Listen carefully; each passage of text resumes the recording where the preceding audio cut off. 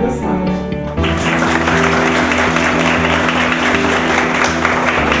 Muchísimas gracias por estar aquí y por venir esta tarde a compartir una parte de la gastronomía, porque de alguna manera whisky tiene que ver mucho con gastronomía, que es verdaderamente apasionante y es un movimiento que últimamente está tomando fuerza en el mundo de la gastronomía en general, y no es otra cosa que whisky.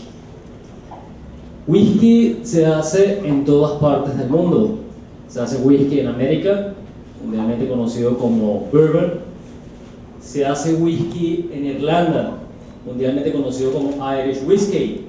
Se hace incluso whisky en Japón, mundialmente conocido como whisky japonés, me imagino.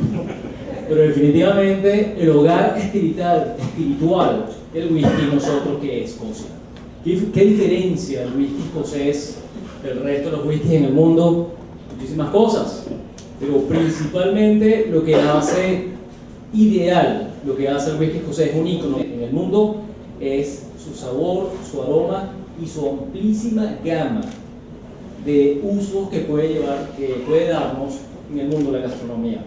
Para hacer una breve introducción de la diferencia que hay entre el whisky escocés y el resto de los whiskies que se hacen en el mundo, voy a hacer una breve presentación de cada uno de ellos. Está whisky irlandés. La primera diferencia la pueden notar que whisky en Irlanda se escribe whisky, E-I, y como los irlandeses fueron los que llevaron el whisky a América, igualmente bourbon, Tennessee o sour mash se escribe exactamente igual. ¿Cuál es la primera diferencia entre whisky irlandés y whisky escocés? Sabores y aromas. El whisky irlandés va a ser más tímido, va a ser poco ambicioso en términos de sabores y aromas. ¿Y por qué? Porque en la primera fase de la elaboración del whisky escocés no se utiliza el whisky irlandés, quise decir, un elemento que es fundamental, que es la turba. Todos se preguntarán qué es la turba. La turba no es otra cosa que sedimento orgánico de tierras, raíces y hojas muertas. Básicamente la turba no es otra cosa que sucio. Ahora, ¿cómo se utiliza la turba? Se utiliza como combustible en los hornos de malteado que veremos más adelante. Esa es una primera diferencia. Al no haber turba en la elaboración del whisky irlandés, va a desaparecer el aroma ahumado. Whisky irlandés nunca va a ser ahumado. Scotch, siempre, o casi siempre. Ahora, ¿cómo se hace el whisky en Irlanda? Se utiliza cereales tales como trigo, se utiliza igualmente en algunos casos avena, y se destila en alambiques de tina. Estos son alambiques de tina o pot still. Otra diferencia fundamental entre Scotch e irlandés es que el whisky irlandés se destila 3 veces. Mientras mayor sea el número de destilación, menos trazas de sabores y aromas va a tener ese alcohol. ¿Cuál es el alcohol que menor trazas de sabores y aromas tiene? Rapidito, el vodka. ¿El vodka por qué? El vodka muchas veces se destila entre 5, 6 y hasta 10 veces. Y eso hace que las trazas del mosto inicial que se destiló se pierdan en el alambique. En el caso del whisky irlandés, esa destilación se lleva a cabo 3 veces. En Irlanda se hacen tipos de whisky tales como pot still whisky, que se elabora en alambiques de tina, y single grain whisky o whisky de grano, que se elabora en alambiques continuos. ¿Alguien sabe la diferencia entre alambique de tina y alambique continuo? Muy sencillo, alambique de tina es artesanal totalmente, alambique continuo es un alambique industrial. Un alambique artesanal va a producir un alcohol con mayor sabor, definitivamente más costoso. Un alambique continuo va a producir un alcohol más neutro. Cuando se mezcla whisky pot still y se mezcla whisky de grano en Irlanda, se obtiene lo que se conoce como blended Irish whiskey. Marcas importantes: Bushmill, Jameson, etc. ¿Okay? Whisky americano. ¿Cuál es el whisky americano más famoso de todos los whiskies americanos? Es una marca. Bourbon. Pero Jack Daniels es bourbon. No, señor. Tennessee. Mercadeo está haciendo bien su trabajo. Exactamente. ¿Por qué es Tennessee? ¿Qué diferencia hay entre Tennessee y bourbon? Primero, whisky Tennessee y bourbon se elabora en la comarca de Kentucky. Y en Kentucky y en Tennessee existía una pequeña comarca, la cual, en homenaje a los reyes de Francia por haberlos apoyados en la liberación de lo que es hoy en día la Unión de Inglaterra, ellos le dieron el nombre de bourbon. Bourbon se elabora en esa comarca. Y para que un whisky merezca el nombre de Bourbon, estaríamos hablando ya de denominación de origen, debe tener 51% de maíz, en lo que se conoce como el mash bill. Mash bill es la receta de cereales. 51% del maíz debe ser destilado en alambique de tina y debe salir de ese alambique con un 80% proof. ¿Sabe lo que es 80% proof? En Estados Unidos se utiliza la media proof. ¿Cómo diferenciarlo con ABV o alcohol por volumen? Básicamente es la mitad. Esto es 40 grados de alcohol. ¿Ok? ¿Queda claro esa parte? Muy bien. Y hay otra fase, hay una diferencia importante entre whisky americano en general y el whisky escocés, es muy importante, es que se añeja siempre en barrica nueva. El añejamiento del bourbon y el Tennessee se hace en barrica nueva. Ahora, ¿qué diferencia hay entre bourbon y Tennessee whiskey? ¿Qué diferencia hay entre lo que sería Wild Turkey y lo que sería Jack Daniels? Tennessee whiskey no tiene 51% de maíz, es libre la cantidad de granos que se vayan a utilizar. La receta es sumamente amplia, hay maíz, centeno, trigo, etc. Igualmente hay 80 proof que se exige en la destilación y 2 años de añejamiento de barrica de roble americano. Tiene que ser barrica nueva. ¿Qué impacto tiene esta barrica nueva en ese alcohol? Si ustedes tienen la oportunidad de probar o de oler cualquier whisky americano, la primera nota de cata que se va a hacer evidente en nariz, ¿cuál va a ser? Madera y vainilla. Vainilla es un reflector, es una evidencia de que esa madera es nueva. Muy bien. Tennessee Whiskey, ¿qué diferencia hay con respecto al bourbon? Algo que se llama charcoal mellowing o se llama filtrado en carbón. Cuando se hace el whisky en Estados Unidos, cuando se hace en Tennessee, antes de envasarlo, es filtrado en carbón. ¿Para qué? Para quitarle cualquier sabor, cualquier aspereza que este alcohol tenga de la elaboración. Obviamente, la conclusión es obvia. Un whisky de Tennessee va a tener menos trazas de madera que un bourbon. Por lo general tienden a ser más suaves. ¿Ok? Japón. ¿Qué tipo de whisky se hace en Japón?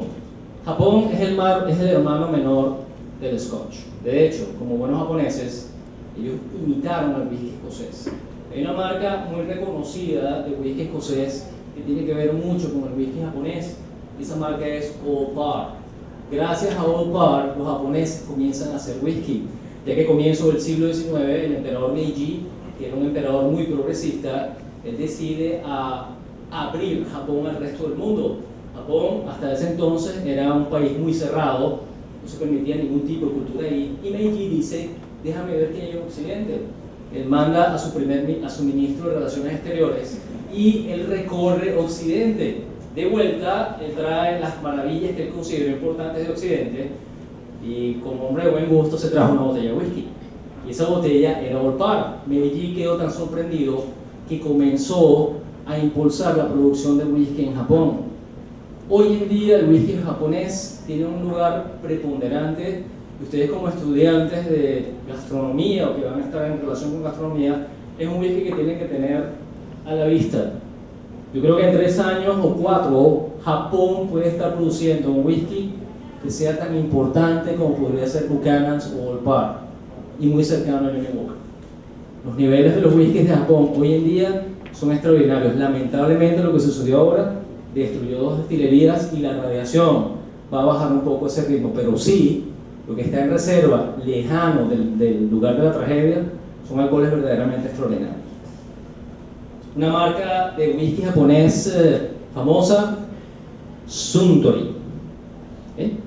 Muy bien, Scotch whisky. ¿Qué tipo de whisky se hacen en Escocia? Whisky de grano, whisky de malta y blended o Scotch whisky. ¿Cuál es la primera referencia por escrito del whisky escocés? La primera referencia del whisky escocés data de 1494, cuando en la Cancillería escocesa aparece un documento que dice 8 bols de malta para el fraile John Core para hacer aquavit para el rey Jacobo IV. Un bol es una medida escandinava, es una medida muy antigua, y de un bol de malta, ¿cuántas botellas de whisky se imaginan ustedes que puedan salir? Esta señora estaba pidiendo 8 bols. Bueno, de un bol de Malta salen 250 botellas. Y estaba pidiendo 8. ¿Okay? Muchos dicen que Fraile John Core tenía ascendencia dominicana, no sé. Pero básicamente ya en ese tiempo, 1494, eso eran los niveles de producción en Escocia, whisky escocés. Ahora, ¿dónde se hizo primero el whisky? ¿En Irlanda o en Escocia? Es Irlanda, definitivamente. ¿Cómo se sabe que es en Irlanda? Durante la Edad Media, el arte de la destilación era conocido en Europa y los celtas eran un pueblo que habitaba el norte de Europa. Los celtas erraban por toda Europa y un día amanecen en Irlanda. Antes de hacerlo, ellos destilaban un alcohol al cual le daban el nombre de Uisgeach. Cuando ellos comienzan a emigrar, los celtas tenían dos pueblos principales, que eran los bretones y los gaeles. Los bretones eran un pueblo más sedentario, se dedicaba más a la agricultura, a la artesanía principalmente, y los gaeles eran totalmente diferentes. Los gaeles se dedicaban más a la música y eran grandes guerreros. Es fácil saber cuál de los dos pueblos se destacó más en la destilación, obviamente. Los gaeles, por supuesto. Los gaeles siguen errando por Europa y llegan a Irlanda. El gaélico, el lenguaje gaélico, fue deformando la lengua original celta y ya no se llamaba Uisgeach, sino que se llamaba Uisgeach. ¿Cuándo y cómo llega la destilación a Escocia? Llega siglos después y llega de la mano de un santo, de la mano de San Patricio.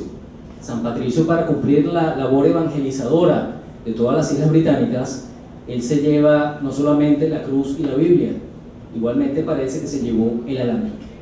Cuando San Patricio llega a Escocia, los escoceses conocen el alambique, les gusta y comienzan a hacer Uisgeach. Ahora, ¿cómo pasa de whisky a whisky? A partir del siglo XV, los ingleses comienzan a invadir Escocia para someterla. Los ingleses detestaban Escocia, lo único que les gustaba a los ingleses de Escocia era Uisgeach. Obviamente, después de unos cuantos tragos de Uisgeach, la frase se les hacía muy larga y ellos decidieron contraerla a whisky. Y es así como en el año 1750, cuando se publica el primer diccionario de lengua inglesa de Samuel Johnson, aparece la frase WHISKY, whisky, y es definida por Samuel Johnson como fiero alcohol degustado por los salvajes habitantes de las tierras altas de Escocia. Hoy en día, obviamente, eso ha cambiado por fortuna. Y whisky es el alcohol con la mayor gama de sabores y aromas que uno puede encontrar entre los destilados. Whisky de Malta es el whisky considerado de los conocedores de whisky. Whisky de Malta es elaborado a partir de trigo y un mínimo porcentaje de cebada malteada. ¿Qué diferencia hay entre el whisky de Malta y el resto de los whiskies que se hacen en Escocia? Poniéndolo en el plano de los vinos. En los vinos existen varietales, existen los coupage o los blends. Los whisky de Malta vienen siendo los varietales. En Escocia existen 100 destilerías de Malta y cada una de ellas puede producir hasta 10 expresiones. Estamos hablando solamente de quizás 1000 diferentes whiskies de Malta en Escocia. Ahora, ¿cómo se elabora el whisky? El de Malta es 100% cebada malteada, agua y levadura es lo único que necesitamos para hacer whisky. Ahora, ¿cómo se transforman esos elementos en whisky? Vamos a ver un video que nos muestra cómo se hace el whisky en Escocia. Aquí sí les voy a pedir las luces abajo, por favor. Entonces,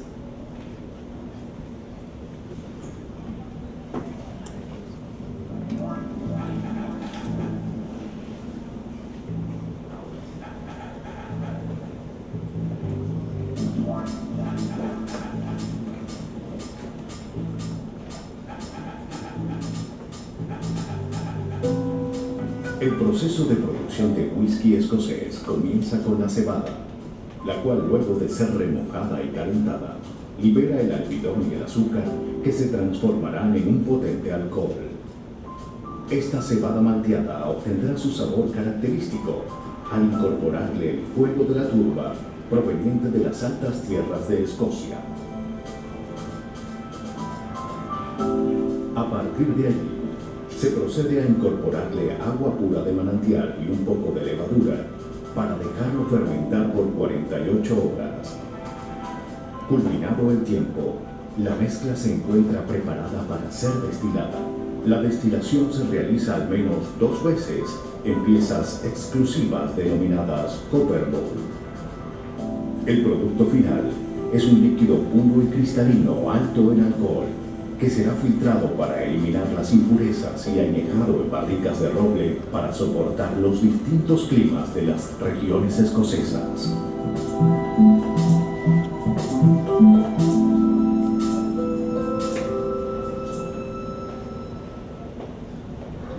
La denominación del whisky escocés, que comienza tarde, realmente la primera denominación es del año 1909, cuando se obliga el uso de barricas de segundo uso, y la permanencia es a partir de 3 años. Para que el whisky escocés merezca el apelativo de Scotch, debe ser malteado en Escocia, fermentado en Escocia, destilado en Escocia, añejado por lo menos 3 años en barricas de roble europeo o americano en Escocia.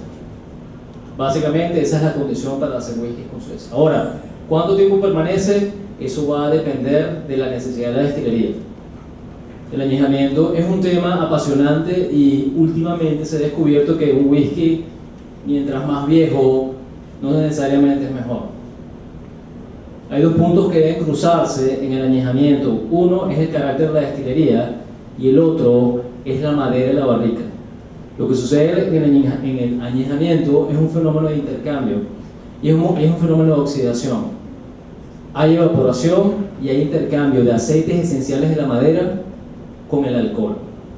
Hay otro tema importante en el añejamiento que es vital, que es conocido como el carácter regional del whisky escocés.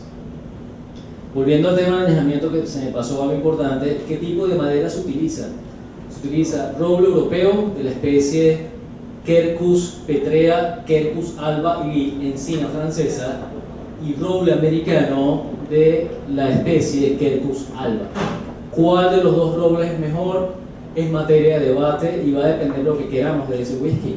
El roble europeo es un árbol que crece muy alto y para ser talado, para que su madera sea apta para hacer barricas, muebles, me imagino, debe cumplir por lo menos 120 años de edad. De un árbol de roble europeo solo salen 2 barricas. Ahora, la buena noticia es que cada vez que tú tales un árbol de roble europeo, tienes que plantar 20. Así que para los ecologistas, tranquilos, que no vamos a tener roble para rato. ¿Okay? Roble americano, ¿qué diferencia hay? Roble americano, el podo es más fino y eso lo hace más versátil para hacer barricas. De un árbol de roble americano se pueden sacar hasta 20 barricas. Ahora, un árbol de roble europeo va a impartir más sabor a ese whisky, tiene una riqueza tánica importante que le va a dar aromas tales como fruta pasa y fruta muy madura. Roble americano es un whisky cuya riqueza tánica es menor y eso va a hacer que el intercambio con el alcohol no sea tan dinámico como en el caso del roble europeo. Cuando uno prueba un whisky añejado, un whisky en roble americano, el primer olor que sube es vainilla pura. ¿Okay? Entonces, ¿cuál de las 2 barricas es mejor? Depende de lo que quieras hacer con ella. Ahora, whisky escocés añejado en barrica de roble europeo es una joya. Y hoy tenemos uno aquí. ¿Okay? Muy bien. Para entender el carácter regional del whisky escocés, ya que vamos a hablar de sabores y aromas, es bueno entrenar un poco la nariz. ¿Qué sabores y qué aromas podemos encontrar en el whisky? Hay lo que serían 4 aromas primarios, ¿okay? Que vamos a reconocer con la nariz. Recuerden que la nariz es el mejor instrumento que uno tiene para probar cualquier cosa.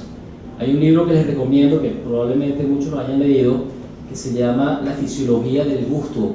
Fue escrito por un francés que se llama Jean-Antoine Brillat-Savarin. Ese libro fue escrito a mediados del siglo XVIII y es el primer tratado de qué sucede cuando uno huele algo. Él decía que el sentido del gusto y el olfato era uno solo, donde la chimenea era la nariz y el gusto era el laboratorio. Y es tal cual. La nariz es capaz de reconocer hasta 27 sabores primarios, mientras el gusto solo reconoce 4. Hoy en día están tratando de agregar un quinto, que es un ámito. Es cuestión de discusión, pero el olfato es lo más hábil que tenemos. Entonces vamos a trabajar el olfato ahora con este pequeño ejercicio que les voy a proponer. Frente a ustedes hay unos aleros blancos.